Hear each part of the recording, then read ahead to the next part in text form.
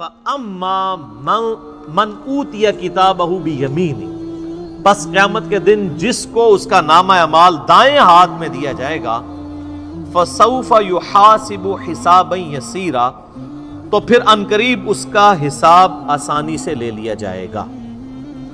یعنی پھر وہ صرف ایک زبانی جمع خرچ والی بات ہوگی. جس کو نامہ اعمال دائیں ہاتھ میں ملا اس کو تو جنت کا پروانہ مل گیا. وَيَنْقَلِبُ إِلَىٰ أَهْلِهِ مَسْرُورًا، اور وہ لوٹے گا اپنے گھر والوں کی طرف بڑی خوشی کے ساتھ. یعنی دنیا میں بھی جب کوئی شخص کوئی ڈگری حاصل کر لیتا ہے، کوئی کامیابی حاصل کر لیتا ہے، تو ہر ایک کو دکھاتا پھرتا ہے، یہ دیکھو میں کامیاب ہو گیا ہوں. تو قیامت والے دن بھی ظاہر ہے کہ وہ الٹیمیٹلی سب سے بڑی ڈگری تو وہ ہے نا، اصل کامیاب ہوا ہے جو آخرت میں کامیاب ہوا. دنیا میں چاہے کوئی شخص گمنامی کی موت مر گیا کسی فٹ پاتھ کے کنارے، اس کو لاوارث لاش کے طور پہ بغیر کفن کے بھی دفنا دیا گیا، تو قبر میں اسے جنتی کفن مل جائے گا. اینڈ رزلٹ تو اس کا بہترین ہے. اور دنیا میں کسی ٹھاٹ کی زندگی کسی نے گزاری، مرنے کے بعد چاہے اس کی قبر جو ہے وہ سونے کی بھی بنا دی جائے، اس کے اندر جو اس پہ حالات وارد ہونے ہیں وہ تو کوئی نہیں بدل سکتا.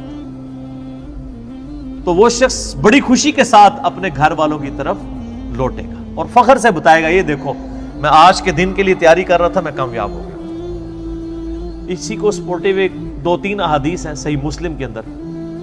صحیح مسلم میں ایک حدیث ہے کہ نبی صلی اللہ علیہ وآلہ وسلم نے فرمایا کہ دنیا کی زندگی مؤمن کے لیے قید خانہ ہے اور کافر کے لیے جنت ہے.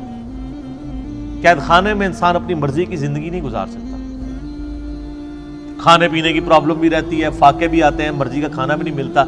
جن لوگوں نے جیل گزاری ذرا ان سے پوچھیں.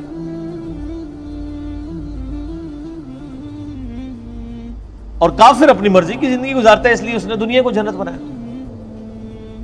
اور ایک اور حدیث ہے صحیح مسلم میں کہ دنیا اور آخرت کی مثال ایسے ہے جیسے کوئی شخص اپنی انگلی سمندر میں ڈبوئے، اس کے ساتھ جو پانی لگے گا وہ دنیا کی زندگی ہے، اور سمندر انفینٹ نہ ختم ہونے والی آخرت کی زندگی. کمپیریزن ہی کوئی نہیں ہے دونوں کا.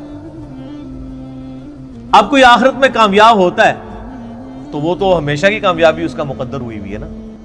میں آپ سے اگر پوچھوں کہ 1 ارب اور 1 روپیہ، کسی کے پاس 1 ارب روپیہ ہو اور کسی کے پاس 1 ارب 1 روپیہ ہو، تو اس میں تو کوئی فرق نہیں ہے، کیونکہ 1 روپیہ ارب سے اوپر ہونا یہ تو نیگلیجیبل ہے.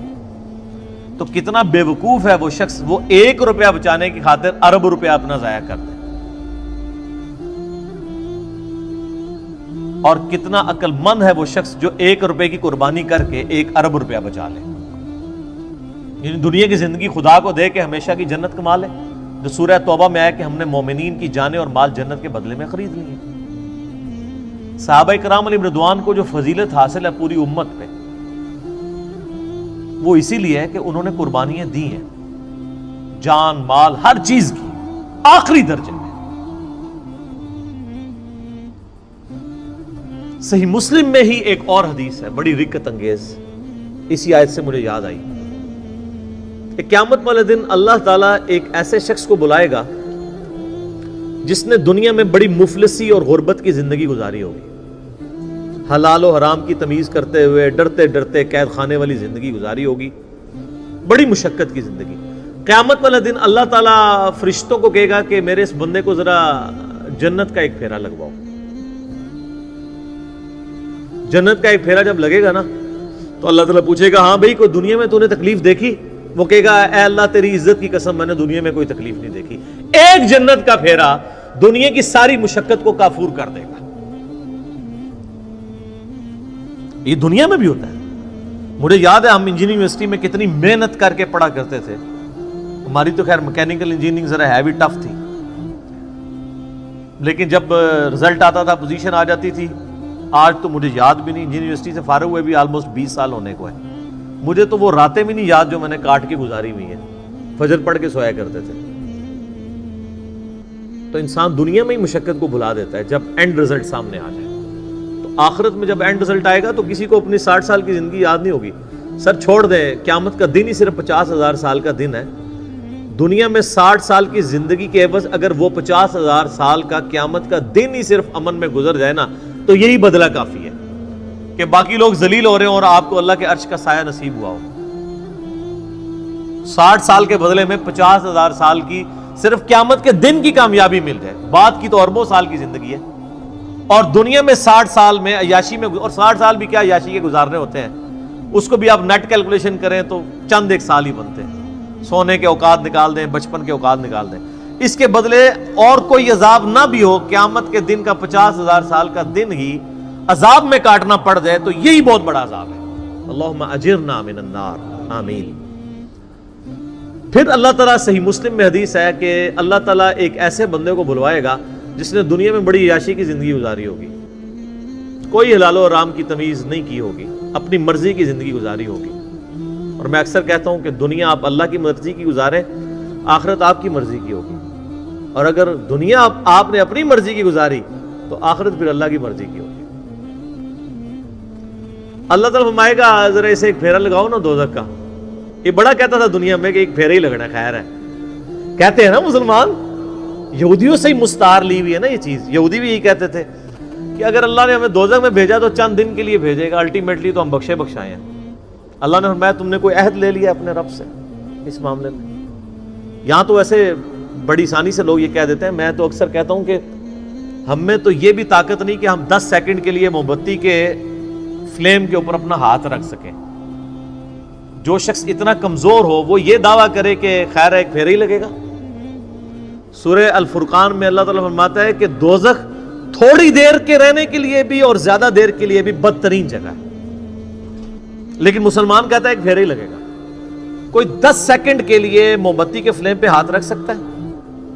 بخاری مسلم کے الفاظ ہیں، نبی علیہ السلام فرمایا کہ آخرت کی آگ دنیا کی آگ سے 70 گنا زیادہ تیز ہے. اس آگ میں صرف 10 سیکنڈ کے لیے ہاتھ نہیں رکھا جانا، پتہ نہیں کتنے عرصے کے لیے پھینکا جانا ہے، اور آپ کہتے ہیں ایک پھیرا ہی لگے گا.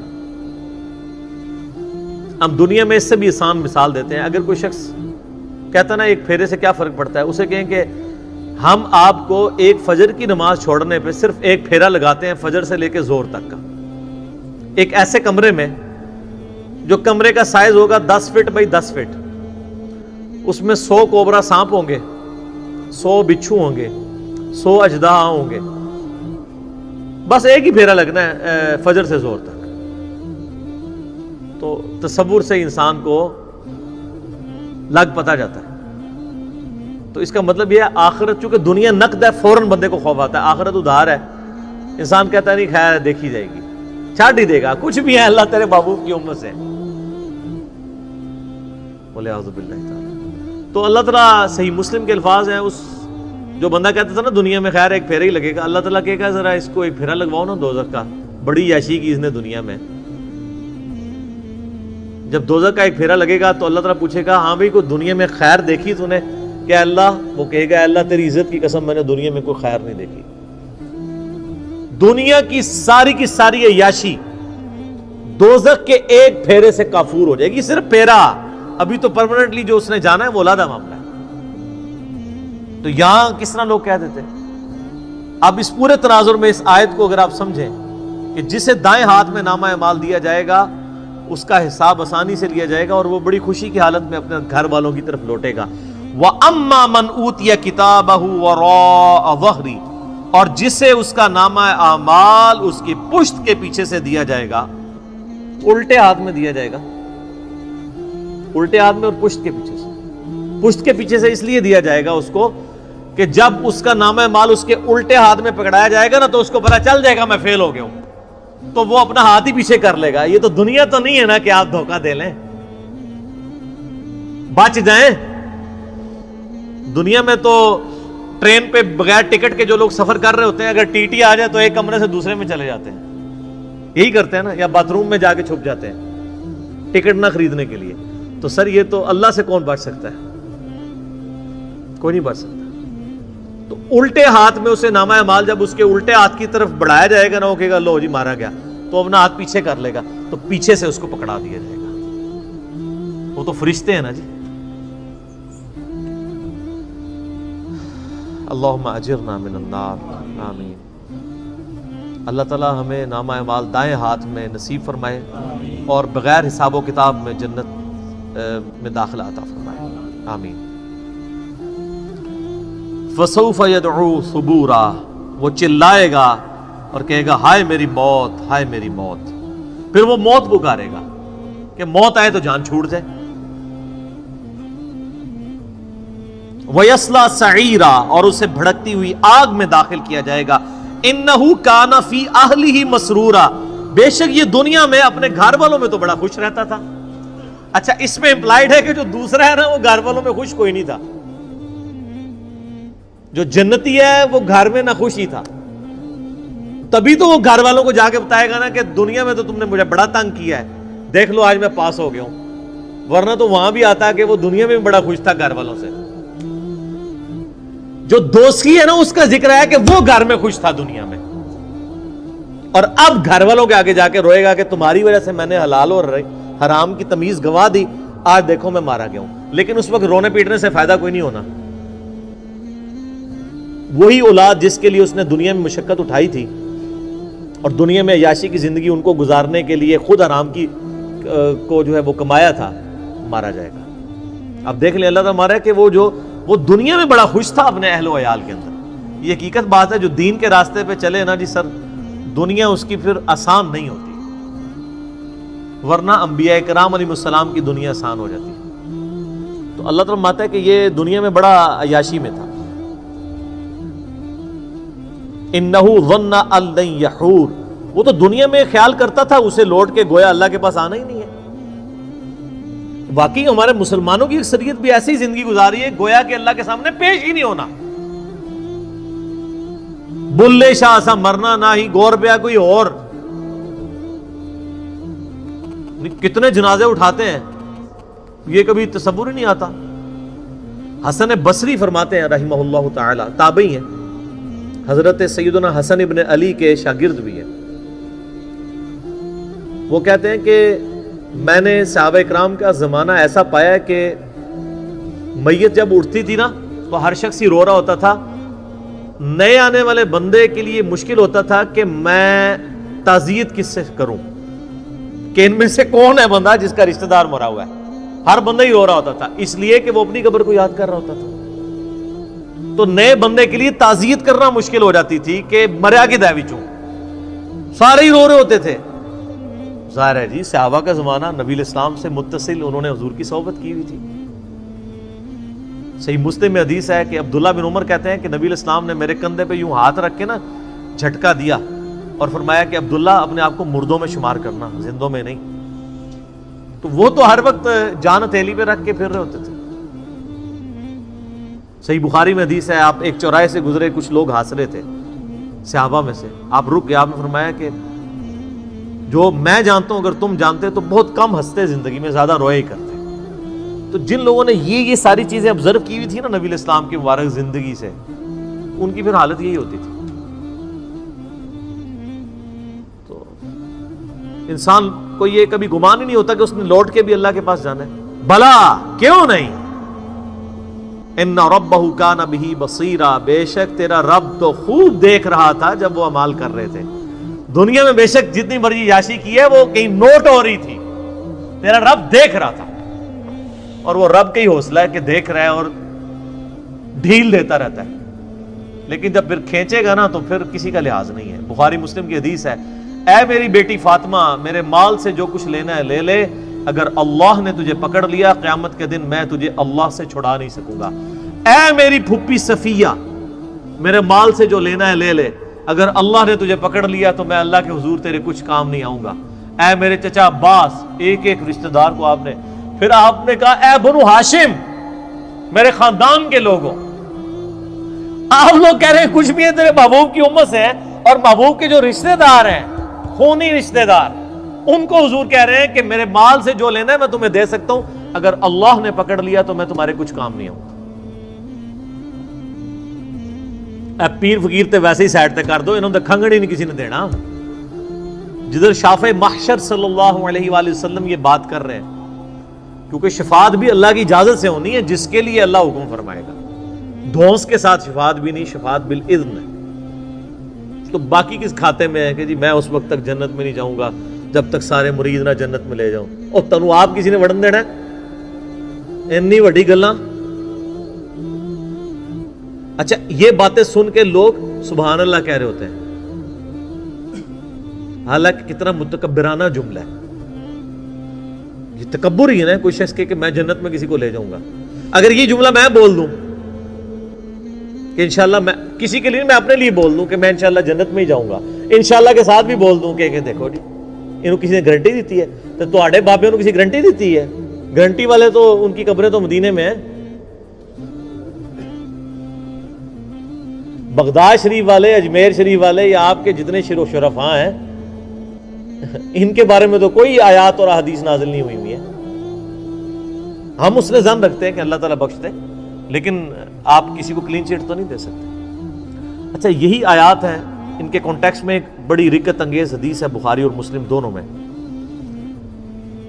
سیدہ عائشہ کہتی ہیں کہ نبی علیہ السلام نے فرمایا قیامت کے دن جس کا حساب کتاب شروع ہو گیا وہ مارا گیا۔ ہائے ہائے ہائے۔ تو ام عائشہ کہتی ہیں یا رسول اللہ، قرآن میں تو سورہ انشقاق میں یہ آیات آئی ہیں کہ فسوف یحاسب حسابا یسیرا، کہ جو جس کا نام مال دائیں ہاتھ میں دیا جائے گا اس کا حساب آسان ہوگا۔ تو میں تو یہی سمجھتی ہوں کہ جس کا نامہ مال دائیں ہاتھ میں دیا جائے گا حساب اس کا بھی ہوگا، اور جس کا نامہ مال بائیں ہاتھ میں دیا جائے گا حساب اس کا بھی ہوگا۔ اور آپ فرما رہے ہیں کہ جس کا حساب کتاب شروع ہو گیا وہ مارا گیا۔ تو آپ نے فرمایا عائشہ یہ حساب وہ حساب نہیں ہے، یہ تو بس صرف سرسری بات ہوگی۔ جس کا حساب شروع ہو گیا اور اللہ نے پوچھ لیا یہ کیوں کیا، وہ مارا گیا۔ یہ جنتی وہ ہوں گے جن کا حساب ہونا ہی نہیں ہے۔ یہ جو ہے نا ان کا حساب آسان ہوگا۔ حساب آسان یہ ہے کہ ٹوٹل پورا، اچھا جی ہاں جی نیکیاں 1 ارب، گناہ 1 کروڑ، ٹھیک ہے جی پاس۔ لیکن اگر پوچھ لیا کہ یہ کیوں کیا، وہ مارا گیا۔ تو آپ اندازہ لگائیں کہ نبی علیہ السلام نے کتنے سخت لفظ استعمال فرمائے ہیں کہ جس کا حساب شروع ہو گیا وہ مارا گیا۔ تو اسی لیے ہم کہتے ہیں اللہ بغیر حساب و کتاب کے جنت میں داخلہ عطا فرمانا، ٹھیک ہے نا جی۔ تو آمین بھی کریں اور کوشش بھی کریں، اصل چیز تو یہ ہے۔ صحیح مسلم میں حدیث ہے، سیدنا ربیعہ رضی اللہ تعالیٰ عنہ نبی علیہ السلام کو وضو کروایا کرتے تھے۔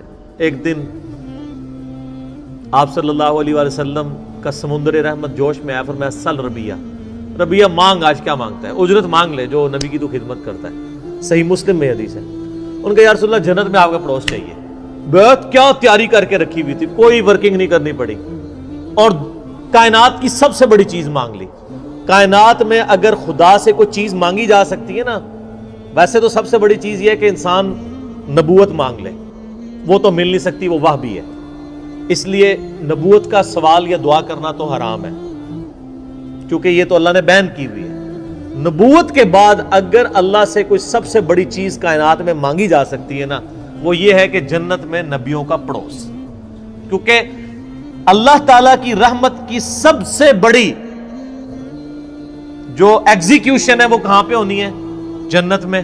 اور جنت میں بھی سب سے بڑی رحمت کا مقام انبیاء کرام جس جنت میں ہوں گے، اور پھر انبیاء کے امام سیدنا محمد رسول اللہ صلی اللہ علیہ وآلہ وسلم کا پڑوس جسے جنت میں مل جائے، تو سر کائنات میں اس سے کوئی بڑی خواہش کسی سے کی جا سکتی ہے؟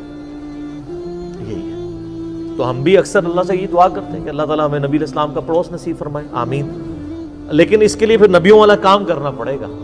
کنتم خیر امۃ اخرجت للناس تأمرون بالمعروف وتنہون عن المنکر وتؤمنون باللہ۔ نبیوں والا کام کریں، نبیوں والا جو ہے وہ آپ ریوارڈ اللہ سے حاصل کر لیں گے انشاءاللہ تعالی۔ یہ ہر بندے کی ذمہ داری ہے۔ تو سیدنا ربیعہ نے کہا یا رسول اللہ جنت میں آپ کا پڑوس مل جائے اور کیا چاہیے؟ تو آپ علیہ السلام نے فرمایا پھر کثرت سجود سے میری مدد کر۔ وہ بھی کلین چیٹ نہیں، کثرت سجود سے میری مدد کر، یعنی تو نمازیں پڑھ، اپنے اعمال کو سیدھا رکھ تو میں بھی سفارش کر دوں گا۔ یعنی خالی کھلی ڈگری نہیں ملنی ہے، محنت تجھے بھی کرنی پڑے گی۔ کثرت سجود سے میری مدد کر تو جنت میں تجھے پڑوس مل جائے گا۔ تو بغیر محنت کے کوئی چیز حاصل نہیں ہوتی۔